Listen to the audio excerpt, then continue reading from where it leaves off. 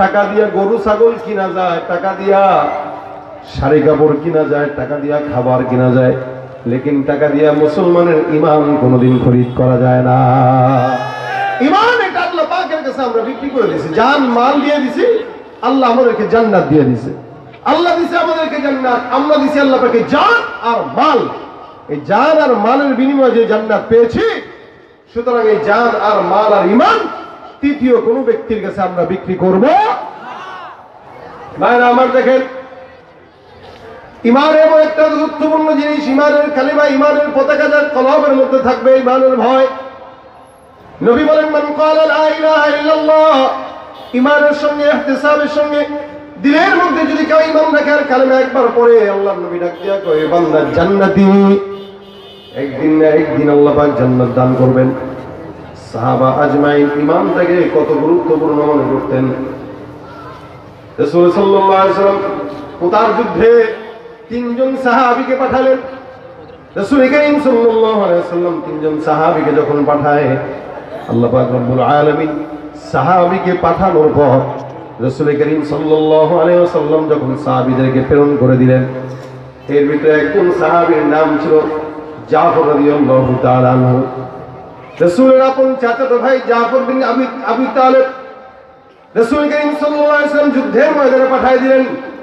সাহাবীরা যার যার ঘরের মধ্যে যায়, যে যে প্রত্যেকটা সাহাবীকে রাসূল সাল্লাল্লাহু আলাইহি ওয়াসাল্লাম বললেন, যাও তোমরা সুন্দর করে এটার সবার কাছ থেকে বিদায় নিয়ে আসো। সাহাবীরা ঘরে যায়, বিদায় হয়ে আসে। বিবি আমার যুদ্ধের ময়দানে যাচ্ছে, রাসূল সাল্লাল্লাহু আলাইহি ওয়াসাল্লাম প্রেরণ করলেন। আল্লাহ নবী সাল্লাল্লাহু আলাইহি ওয়াসাল্লামের কথা অনুযায়ী জাফর রাদিয়াল্লাহু তাআলা ঘরে বিবির কাছে যায়। বিবি, নবী করিম সাল্লাল্লাহু আলাইহি ওয়াসাল্লাম যুদ্ধের ময়দানে প্রেরণ করলেন, আল্লাহ নবী আমাকে সেনাপতি বানাইলেন, তুমি দোয়া করো এই জমিনের মধ্যে আর দেখা হবে না, আল্লাহ যদি বাঁচায় রাখে আল্লাহর জান্নাতে তোমার সঙ্গে আমার দেখা হবে। একটা মুসলমান দেখেন, চিন্তা করেন, আপনি বিবির কাছ থেকে বিদায় নিচ্ছেন, জান্নাতে দেখা করবেন এই নিয়তে। বিবির অবস্থাও কি হয়, স্বামীর অবস্থাও কি হয়?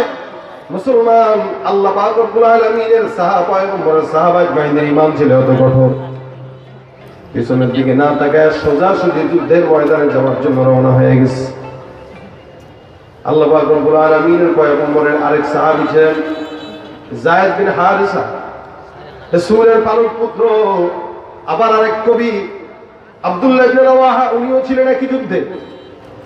সাহাবায়ে কেরাম তিনজন মিলে রওনা হয়ে গেছে যুদ্ধের ময়দানে জিহাদ করার জন্য।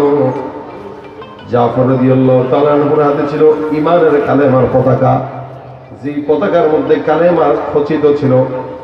জাফর রাদিয়াল্লাহু তাআলা আনহু কালেমার পতাকাটা নিয়ে যুদ্ধের ময়দানে রওনা হয়ে গেছে জিহাদের জন্য। সামনের দিকে আগায় যত ভাব যায়, একদিক থেকে লড়াই আসে, ডান দিক থেকে লড়াই, বাম দিক থেকে লড়াই, চতুর্দিকের লড়াইটাকে মোকাবেলা করে জাফর রাদিয়াল্লাহু তাআলা আনহু সামনের দিকে আগায়।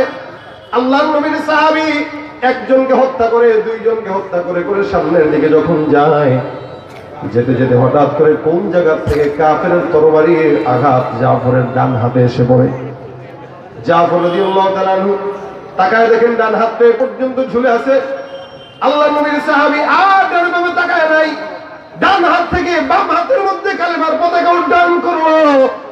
ডান হাতটা ডিস্টার্ব করে আলগা দিয়া সুন্দর করে জবান দিয়া এটাকে একটা টান দিয়া এখান থেকে আলাদা করে ফেললেন। জাফর রাদিয়াল্লাহু তাআলা চিন্তা করলেন যে এই হাতটা যুদ্ধের ময়দানে আমাকে ডিস্টার্ব করে, ওই হাত আমার পরিত্যাগ রাখার কোনো সুযোগ নাই। যার কারণে হাত দিয়া কামড় দিয়া ছিঁড়ে হাতটার চামড়া ছিঁড়ে জমিনে ফেলে দিলেন। হাত থেকে সুন্দর করে বাম হাতে কালেমার পতাকাটা নিলেন, এরপরও কালেমার পতাকা নিচে জমিনে ফেলতে দেন নাই। আবার যুদ্ধের ময়দানে যায়, আবার বাম দিক থেকে আঘাত, ডান দিক থেকে আঘাত। সাহাবীরা সামনের দিক দৌড়ে যায়, যুদ্ধের ময়দানে আগায়। হঠাৎ করে আরেকটা আঘাত এসে জাফরের বাম হাতে লাগে। জাফর রাদিয়াল্লাহু তাআলা আনহু বাম হাতের থেকে কালেমার পতাকাটা মুখ দিয়ে আটকায় ধরে ফেলে, আর বাম হাতটা উনার বডির থেকে আলাদা হয়। ডান হাতও নাই, বাম হাতও নাই। জাফর রাদিয়াল্লাহু তাআলা আনহু কালেমার পতাকার লাঠিটা জবান দিয়া, মুখ দিয়া, দাঁত দিয়া কামড়ায় ধরে ধরে যুদ্ধের ময়দানের সামনে আগায়। আল্লাহর নবীর সাহাবী হঠাৎ করে ঘোড়ার থেকে পড়ে যায়। পড়ে যাওয়ার পরেও আল্লাহর বান্দা দাঁড়ায় দাঁড়ায় ধাক্কা দিয়া দিয়া সামনে বীর গর্বে আগায় যাইতেছে। না আছে ডান হাত, না আছে বাম হাত। পয়গম্বরের সাহাবী সামনে আগায়, কোথার থেকে তরবারির আঘাত জাফরকে ক্ষত বিক্ষত করে। আল্লাহর নবীর সাহাবী জাফর ওই যে কালিমার পতাকা তার জবান থেকে এক বিন্দু পরিমাণ ফেলে না। জাফর রাদিয়াল্লাহু তাআলা কালিমার পতাকাটা জবান দিয়া আঁকড়ায় ধরে, দাঁত দিয়া কামড়ায় ধরে জমিন থেকে বিদায় হয়ে গেছে। সাহাবাদেরকে বলে গেছে, সাহাবারা মনে রাখো, শুনে রাখো, আমার নবীকে বলে দিও, আমি জাফর ইন্তেকালের শেষ নিঃশ্বাস পর্যন্ত ঈমানের কালেমার পতাকাটা আমি আমার জমান থেকে নিচ থেকে ফেলতে দেই নাই। না আমি আমার হাত থেকে নিচে ফেলতে দিয়েছি, না আমি জবান থেকে নিচে ফেলতে দিয়েছি। এই অবস্থায় মারা গেছে। তার কপাল, তার জবানের মধ্যে কালেমার পতাকা। আরেকজন সাহাবী সেই পতাকা উঁচু করে নিয়ে যুদ্ধের ময়দানে গেলেন। যুদ্ধ শেষে পয়গম্বর মুহাম্মদুর রাসূলুল্লাহ সাল্লাল্লাহু আলাইহি ওয়াসাল্লাম সুন্দর করে আসলেন। আল্লাহর নবী এসে লাশগুলো দেখতেছে। সাহাবা আজমাইনদেরকে জিজ্ঞাসা করলেন, সাহাবা একরামের দল, কোন জায়গার কার কি হালত বলো আমাকে। জাফরের কাছে এসে রাসূল ডাক দিয়া বলেন, সাহাবা আজমাইনের দল, আমার জাফর ঈমানের কালেমার জন্য, কালেমার পতাকার জন্য নিজের জীবনটা বিসর্জন করেছেন, শাহাদাত বরণ করেছেন। এরপরও জাফর কালেমার পতাকাটা জবান থেকে নামায় নাই। যেই জাফর কালেমার পতাকাটা জবান থেকে নামায় নাই, ওই জাফর, মনে রাখবা সাহাবা একরামের দল, আল্লাহ পাক রব্বুল আলামিন তাকে এত সম্মান দান করলেন। নবী বলেন, ইয়াতিরু বিজানাহাইনি হাইদুশা, আমি নিজে দেখতেছি আমার জাফরকে আল্লাহ পাক জান্নাতের পাখি বানায় দিয়েছে। জাফর জান্নাতে দুইটা পাখা দিয়া উঠতেছে। এটাই হলো ঈমানের বিপরীত আল্লাহ পাকের জান্নাতের নিয়ামত। নবীরাও ইন্তেকাল করছে, এখনো জান্নাতে যেতে পারে নাই, কিন্তু শাহাদাত যারা বরণ করে আল্লাহ পাক রব্বুল আলামিন তাদেরকে জান্নাতের পাখি বানায় জান্নাতে ছেড়ে দেয়। এটা হচ্ছে শাহাদাতের মর্যাদা। ঈমানের জন্য লড়াই করে কোন ঈমানদার বান্দা যদি শাহাদাত বরণ করে, ওই বান্দার মরতে দেরি হয়, আল্লাহর জান্নাত পেতে দেরি হয় না। ভাইরা আমার, আল্লাহ পাক রব্বুল আলামিন এই কারণে বান্দাকে মুমিন হওয়ার জন্য বললেন, ঈমানদার হওয়ার জন্য বললেন, মুমিন হওয়ার আদেশ দিলেন। নবী ডাক দিয়া বলেন, জাদ্দিদু ঈমানাকুম, তোমরা তোমাদের নর উপরে ঈমানকে মজবুত করে নাও। খবরদার ঈমানকে কোনো টাকার বিনিময়ে কোনো মানুষের কাছে, দলের কাছে, দেশের কাছে বিক্রি করবা না।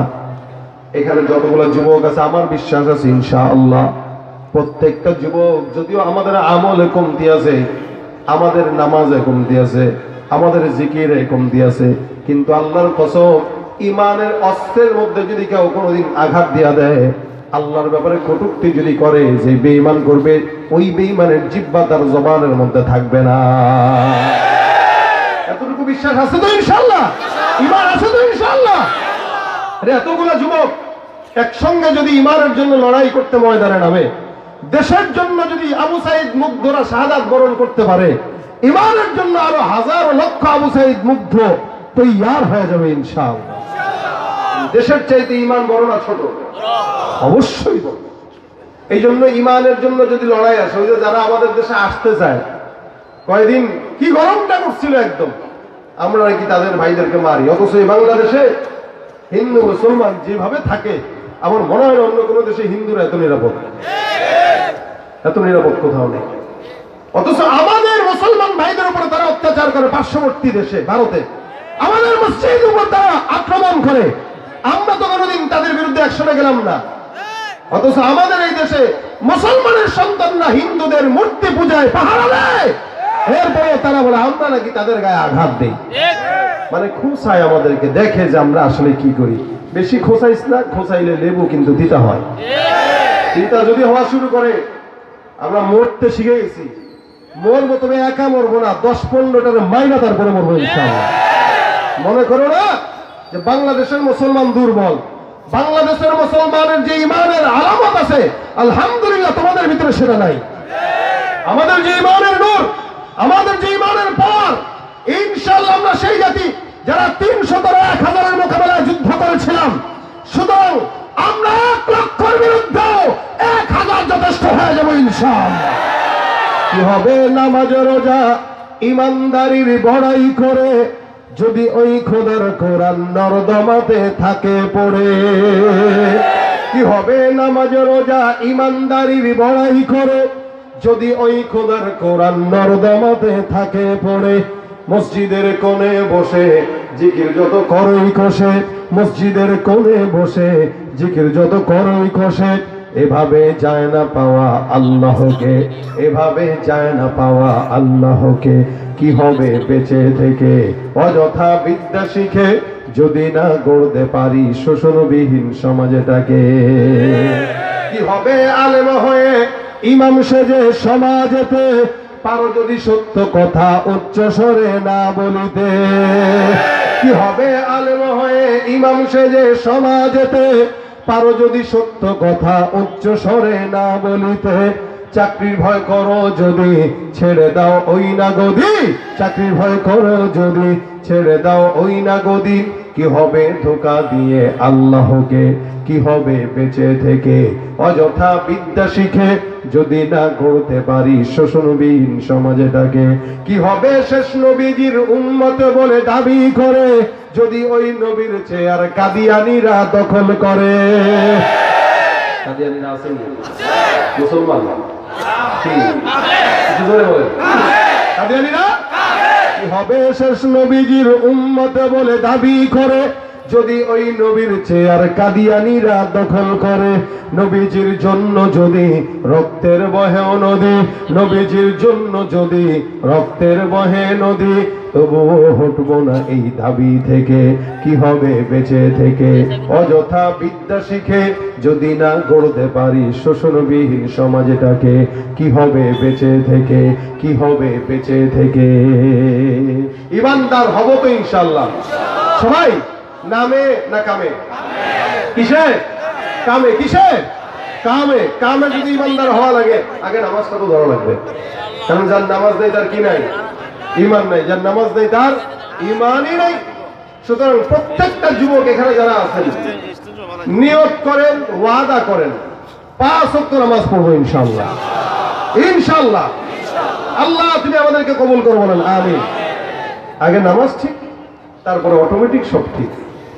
নামাজই নেই আপনি কবেন আমি ইমানদার, ভাই আপনি ইমানদার হইতেই পারেন নাই। আমাদের দেশে জুমার নামাজে হয় 3 তলা 4 তলা মসজিদ ভরে যায়, বাকি নামাজে খুঁজাও পাওয়া যায় না, কাউকে তালাশ করেও পাওয়া যায় না। অথচ এও নিজের মুমিন দাবি করে। একটা দুর্নীতিবাজ সেও নিজের মুমিন দাবি করে, বলবে আমি মুমিন মিয়া। আপনি যদি একটা সন্ত্রাস হয়ে যায় কোন বেটা তোর ইমান নাই, তো ভাই কষ্ট বেটা আমি মুসলমান করবো। তার মানে ইমানদার একটা সন্ত্রাসও নিজেকে দাবি করতে পছন্দ করে, একটা ঘুষখোরও নিজেকে দাবি করতে পছন্দ করে, কিন্তু ইমানের কাজ করতে পছন্দ করে না। ওই যে বললাম 3টা জিনিসই ভিতরে থাকতে হবে। একটা বিশ্বাস, 2 নম্বর স্বীকারোক্তি, 3 নম্বর আমল। এই 3টা কাজ যদি ভিতরে না থাকে মুমিন বলা যাবে? যাবে। এই জন্য প্রতি সময় আমরা চেষ্টা করব কোন কোন কাজ ইমানের বাহিরের কাজ, কোন কাজটা করার দ্বারা আমার ইমান চলে যাওয়ার সম্ভাবনা আছে। আপনারা সিলেট বিভাগের লোক না? সিলেট বিভাগের লোক। এই যে সমস্ত জায়গায় আলেম বেশি, ওই সমস্ত জায়গায় ভণ্ড বেঈমানরাও বেশি। চট্টগ্রামেও আলেম বেশি, ওখানেও ভণ্ড বেশি। সিলেটেও আলেম বেশি, এখানেও কিছু কিছু আছে। যার কারণে হক যেখানে বাতিল সেখানে থাকবে, তবে টেনশনের কারণ নাই। হকের আওয়াজ যখন উঁচু হয়ে যায় বাতিল লেজ গুটায় ফেলাইতে বাধ্য হয়। আপনারা সজাগ তো দেশ সজাগ, আপনারা সজাগ, ইমান সজাগ। ইমানের জন্য যদি যুদ্ধ করতে হয় একবার নয় 1 কোটি বার করতে ইনশাআল্লাহ আমরা তৈরি থাকবো। তবু আমরা আমাদের জবানে যে কালেমা পড়েছি লা ইলাহা ইল্লাল্লাহ, আমাদের জবানের কালেমা আমরা কাউকে ছিনিয়ে নিতে দিব না। আল্লাহু তাকবীর। এই ঈমান মৃত্যু পর্যন্ত আল্লাহ পাক আমাদেরকে রাখার তৌফিক দান করুন। যদি এই ঈমানের আওয়াজ রাখি ইনশাআল্লাহ কোনো বেঈমানের সামর্থ্য নাই আমার থেকে ঈমানকে ছিনায় নেওয়া, ইসলামকে ছিনায় নেওয়ার। আমাদের বাংলাদেশে কোন নাস্তিকবাদী আমাদের উপরে চাপায় দেওয়ার সামর্থ্য কারো থাকবে? নাস্তিকতা নিপাত যাক, দিন ইসলাম জিন্দাবাদ। নাস্তিকতা নিপাত যাক, দিন ইসলাম জিন্দাবাদ। কোটি প্রাণে একই আওয়াজ, খোদাদ্রোহী ছাড় পাবে না, এই বাংলায় ঠাই হবে না। মুসলমানরা জেগেছে আজ। জাগবেন তো ইনশাআল্লাহ? জাগবেন ইনশাআল্লাহ? জোর কদমে সামনে চলো, বজ্র কণ্ঠে আওয়াজ তোলো, সবাই মিলে একই তালে দাও না স্লোগান, নারায়ে তাকবীর, নারায়ে তাকবীর, দিন ইসলাম, দিন ইসলাম, জিন্দাবাদ, জিন্দাবাদ, ইসলামের জন্য দেশের হয়েছে জন্ম, ইসলামের বিরুদ্ধে গেলে দেশ হবে ভিন্ন, ইসলামের জন্য দেশের হয়েছে জন্ম, ইসলামের বিরুদ্ধে গেলে দেশ হবে ভিন্ন, ইসলামের বিরুদ্ধে যারা নিয়েছ অবস্থান, এই বাংলায় ঠাই হবে না, যাও হিন্দুস্তান। ও জোর কদমে সামনে চলো, বজ্র কণ্ঠে আওয়াজ তোলো, সবাই মিলে একই তালে দাও না স্লোগান, নারায়ে তাকবীর, নারায়ে তাকবীর, দিন ইসলাম, দিন ইসলাম, জিন্দাবাদ, জিন্দাবাদ, আল কোরআনের আলো ঘরে ঘরে জালো, মুসলমানের এই দেশেতে ইস্কন্দের ঠাই নাই, ইস্কন্দের দালাল যারা তাদের কোনো রক্ষা নাই, ঠিক কিনা? আমরা হিন্দুদেরকে এদেশের নাগরিক মনে করি, কিন্তু ইস্কনদেরকে সন্ত্রাস মনে করি। হিন্দু ধর্ম আর ইস্কন এক নয়, ঠিক যেমনি মুসলমান আর জঙ্গি এক নয়। জঙ্গি আর সন্ত্রাসের সঙ্গে ধর্মের কোনো সম্পর্ক থাকতে পারে? এজন্য মুসলমানের নাম পরিচয় দিয়ে, ইমানের নাম পরিচয় দিয়ে, মুমিন নাম পরিচয় দিয়ে, পাগড়ি একটা মাথায় দিয়ে কেউ যদি বোমাবাজি করে, সন্ত্রাসী করে, বুঝতে হবে ওর ভেতরে ইসলাম থাকতে পারে না, ও আমাদের দুশমন, ঠিক কিনা বলে কর? মুসলমানের এই দেশেতে ইস্কন্দের ঠাই নাই, ইস্কন্দের দালাল যারা তাদের কোনো রক্ষা নাই। এই দেশেতে থাকতে হলে কোরআন মানতে হবে, কোরআন না মানলে তারা বিতাড়িত হবে। জোর কদমে সামনে চলো, বজ্র কণ্ঠে আওয়াজ তোলো, সবাই মিলে একই তালে দাও না স্লোগান, নারায়ে তাকবীর, নারায়ে তাকবীর, দিন ইসলাম, দিন ইসলাম, আল কোরআনের আলো ঘরে ঘরে জালো,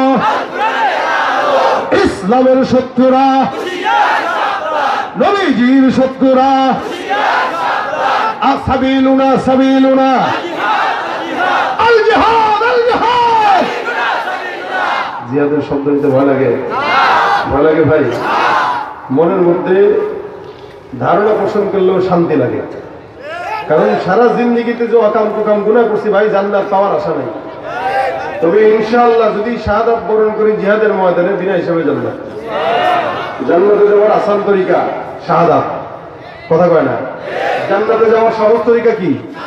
শাহাদাত কি ঘরে বসে হয় না, যুদ্ধের ময়দানে হয়। তা আমার তো ভালো লাগে যদি কেউ আমাদের সাথে যুদ্ধ করতে চায়, কোনো বেঈমান কাফের আসুক, হয়তো হয়তো মরবো, মাইরা মরবো ইনশাআল্লাহ, এবং এতটুকু বিশ্বাস নিয়ে মরবেন যে আমার যত গুনাহ আছে এই শাহাদাত হওয়ার সাথে সাথে সমস্ত গুনাহ মাফ হয়ে যাবে, ঠিক না? এই জন্য জান্নাতে যাওয়ার একদম আসান তরিকা, সহজ উপায়। ওই যে বড় লোক ধনী হওয়ার সহজ উপায় আছে না, আমাদের দেশে কিছু কিছু মানুষ ধান্দাবাজি করে ধনী হওয়ার সহজ উপায় দেখায় যায়। ভাই জান্নাতে যাওয়ার সহজ উপায় হলো শাহাদাতের মৃত্যু, ঠিক কিনা? ভয় পান আপনারা? এই জন্য জিহাদের ডাক যে কোনো সময় আসলে এখন থেকে বাচ্চাদেরকে জিহাদের ব্যাপারে তালকিন দিবেন। আপনি আপনার বাচ্চাকে দুধ যখন পান করাবেন, মা বোনেরা এই নিয়তে পান করান যে আমার বাচ্চা ইমাম মাহাদির কি হবে? সৈন্য হবে। কি হবে? সৈন্য হবে। আমি আমার সন্তানকে দুধ পান করাচ্ছি এই নিয়তে যে আমার বাচ্চা জিহাদের ময়দানে লড়াই করবে। প্রত্যেকটা মা তার সন্তানকে এই নিয়তেই দুধ পান করাবে। বিবি স্বামী বাচ্চারা একসঙ্গে মুযাকারা করবেন। যে কোনো সময় যদি ডাক চলে আসে, বিবি তুমিও লড়বা আমিও লড়বো, তুমিও মরবা আমিও মরবো, যাবো তো আমি একা যাবো না, তোমারে নিয়ে যাবো। বাচ্চাদেরকে বলবেন, বাচ্চারা তোরাও যতটুকু পারস মরবি, লড়বি, মরবি ইনশাআল্লাহ। ইমানের জন্য মরলে কোনো ক্ষয় নাই, ঠিক না? কোনো ভয় আছে? ইমানের জন্য মরলে কোনো ক্ষয় নাই। ইমান তো আল্লাহ পাক দিয়েছেন, আজ আসি কালকে থাকবো না, মরতে একদিন হবেই। বাথরুমে যায় মরে লাভ আছে? দলের জন্য মেরে লাভ আছে? ওই নেতার স্লোগান দিতে যায় গুলি খেয়ে মেরে লাভ আছে? কোনো ফায়দা নেই, কোনো ফায়দা নেই। কারণ আপনারা যাদেরকে বন্ধু মনে করছেন এরা কেউ আপনাদের বন্ধু না। যদি বন্ধু হইতো আপনাদেরকে 15 বছর ক্ষমতায় এত চিল্লাচিল্লি করছেন, আপনাদেরকে রেখে হেলিকপ্টারে উঠতে পারতো না। তার মানে আপনাদেরকে রেখে যেহেতু চলে গেছে, এরা কেউ বন্ধু না। আবার পরে যারা আসবে এরাও বিপদে বললে আপনারা রেখেই চলে যাবে। ঠিক কিনা যাবে কন? কারণ আমরা কি জানেন, আমরা হলাম কলুর বলো। আমরা খালি না বুঝে চিল্লাই, এক কাপ চায়ের জন্য চিল্লাই, ফায়দা কোনো হয় না। ফায়দা কি হয়, যে আমার চিল্লানোর কারণে ও ধান্দাবাজ হয়, ওদের ব্যাংকে কোটি কোটি টাকা থাকে, আর আমি ভিক্ষা করেই খাই। যাদের হাতে যায় ক্ষমতা, দেশ যেন বাপের ভিটা, রাখতেছে আর শুরু করে বিদেশিদের পাচাটা। যাদের হাতে যায় ক্ষমতা, দেশ যেন বাপের ভিটা, রাখতেছে আর শুরু করে বিদেশিদের পাচাটা। বিদেশিদের কথা মতো চালায় ওরা নিজের দেশ, দেখতে দেখতে গোল্লায় গেল আমার সোনার বাংলাদেশ। ঠিক না? একে একে শেষ করেছি, সবার দেখা হইল শেষ, দেখতে দেখতে গোল্লায় গেল একসঙ্গে, দেখতে দেখতে গোল্লায় গেল, দেখতে দেখতে গোল্লায় গেল। একে একে শেষ করেছি, সবার দেখা হইল শেষ, দেখতে দেখতে গোল্লায় গেল আমার সোনার বাংলাদেশ, দেখতে দেখতে গোল্লায় গেল আমার সোনার বাংলাদেশ। কেউ দিল না সবাই নিল, আমরা যে কলুর বলদ, সারা বছর নেয় না খবর নির্বাচনে খবরদার। কেউ দিল না সবাই নিল, আমরা যে কলুর বলদ, সারা বছর নেয় না খবর নির্বাচনে খবরদার। নির্বাচনের আগে নেতায় ধরে কত রকম বেশ, নির্বাচনের আগে নেতায় ধরে কত রকম বেশ, দেখতে দেখতে গোল্লায় গেল আমার সোনার, দেখতে দেখতে গোল্লায় গেল, দেখতে দেখতে গোল্লায় গেল আমার সোনার বাংলাদেশ। একে একে শেষ করেছি, সবার দেখা হইল শেষ, দেখতে দেখতে গোল্লায় গেল আমার সোনার বাংলাদেশ। এই জন্য কারো পিছনে না ঘুরে আল্লাহ আল্লাহ রাসূলের পিছনে ঘুরবো, ইমানের পিছনে ঘুরবো। হায়াত যতদিন থাকে ইমানের উপরে থাকবো ইনশাআল্লাহ। আল্লাহ পাক আমাদের সকলকে ইমানের উপর রাখুক, যারা বলেন আমিন। যা শুনলেন, যা বললাম, এই সব কিছু আল্লাহ পাকের জন্য। আজকের এই মজলিস, আজকের এই মাহফিলে আসর থেকে দুপুর থেকে নিয়ে এই পর্যন্ত আপনারা অনেক আলোচকের আলোচনা শুনেছেন।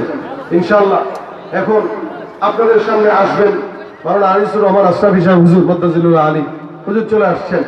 কেউ নড়াচড়া না করে হযরতের জবান থেকে মহামূল্যবান নসিহা আমরা শুনবো। আল্লাহ পাক রব্বুল আলামিন যেন আমাদের এই মজমাকে কবুল করে, যা শুনবো যা বলবো সবকিছু আমলের নিয়তে বলার এবং শোনার তৌফিক দান করে। সকলে বলেন আমিন। আমা তৌফিক ইল্লা বিল্লাহ। আসসালামু আলাইকুম ওয়া রাহমাতুল্লাহি ওয়া বারাকাতুহু।